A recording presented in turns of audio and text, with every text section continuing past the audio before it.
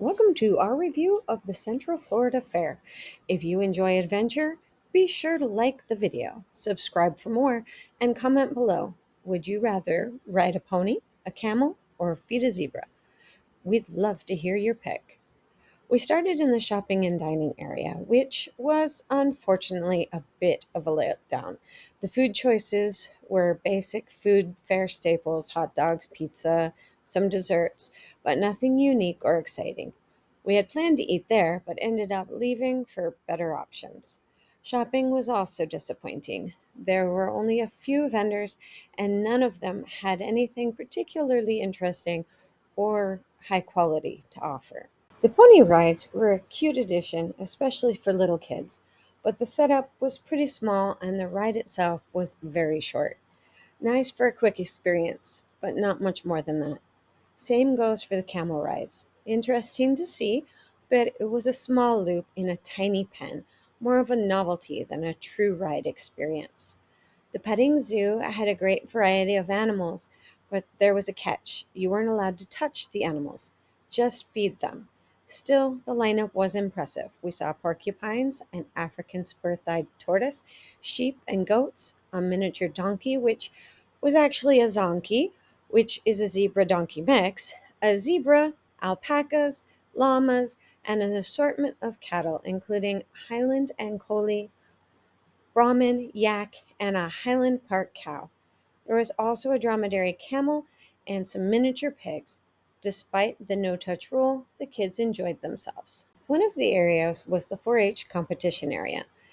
They had a nice variety of entries, including gardening, arts and crafts, photography, jewelry, and a poster display. Compared to other fairs, it was a very large area, but pretty empty. Once upon a time, it could have held quite a few exhibits, but there weren't very many today. It was still great to see the creativity of local students. There were a few kids' activities. Mini golf was free, and the kids had fun with that. There was also an arcade, which was huge, but not a great selection. The bounce house race was fun, and the kids gave it a try, but at $15 per run, we only did it once. It felt a bit overpriced for the short amount of time we got to spend. When it came to rides and games, the fair was mostly geared towards younger kids. There weren't very many thrill rides, and most of the setup was standard carnival games. Compared to other local fairs, it was really an area that came up short. Entertainment was very limited. There was a stilt walker walking around, a circus show that only had one show time, and it was at the same time as the sea lions, and a sea lion show, which was fun, but that was about it. No music, no stage acts, just a few scattered attractions.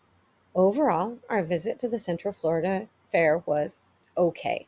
Some parts were fun, like the 4 H exhibits and the animal feeding area, but the bathrooms were a bit scary and the ride selection was weak. The entertainment was so very sparse. Food and shopping were both underwhelming, and while some activities were free, they just weren't that impressive.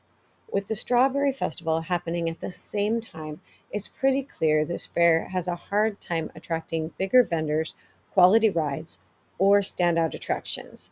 Our recommendation: skip this one and check out the Strawberry Festival instead.